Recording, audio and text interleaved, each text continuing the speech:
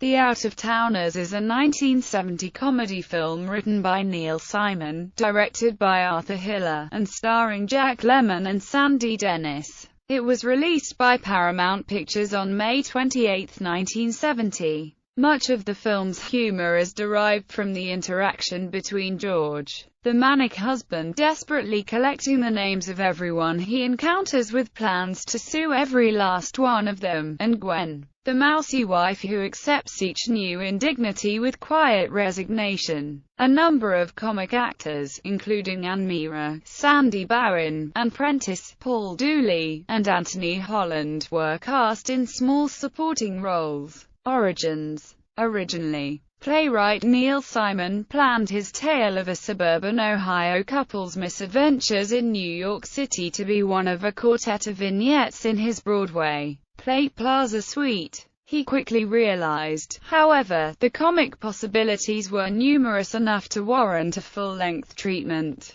and the action was more suitable for the screen than the stage. During filming in the spring of 1969, Hiller took full advantage of Manhattan, including Grand Central Station, Central Park, and the Waldorf Astoria Hotel, in his location shooting. Scenes were also filmed at Logan International Airport and South Station in Boston, and at MacArthur Airport in Islip, New York. Plot summary. The plot revolves around Gwen and George Kellerman, whose company has invited him to interview for a possible job promotion in New York City. From the moment they depart their hometown of Twin Oaks, Ohio, the couple suffers nearly every indignity out-of-towners possibly could experience. Heavy air traffic and heavy fog forces their flight to circle around Kennedy International Airport and the New York skyline repeatedly before finally being rerouted to Boston's Logan Airport, where they discover their luggage, in which George's also medication and Gwen's extra cash are packed, was left behind. Just missing the train at South Station, they chase it to the next stop by cab, board it, and wait 2 hours for seats in the dining car, only to discover the only food left is peanut butter sandwiches, green olives, and crackers.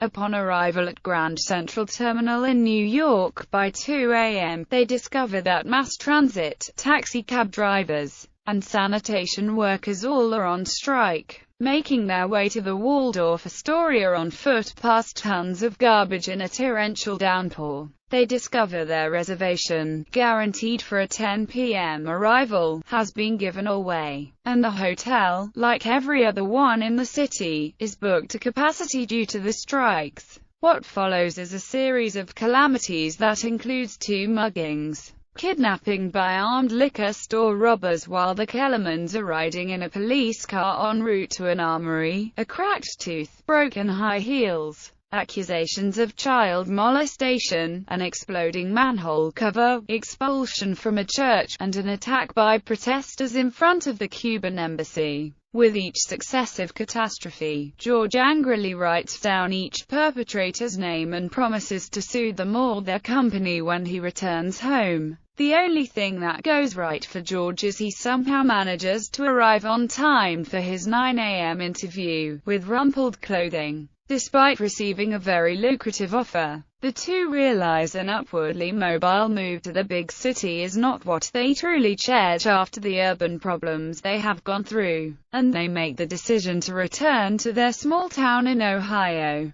only to be subjected to one more major catastrophe. The flight home is hijacked to Cuba. Gwen says, "Oh my God," ending the film. Real-life comparisons. Many of the incidents depicted in the film mirrored real-life events going on at the time, especially in New York. Some of the incidents depicted include the transit strike endured by the Kellermans mirrored the real-life 1966 New York City transit strike, which began on New Year's Day 1966, the first day of John V.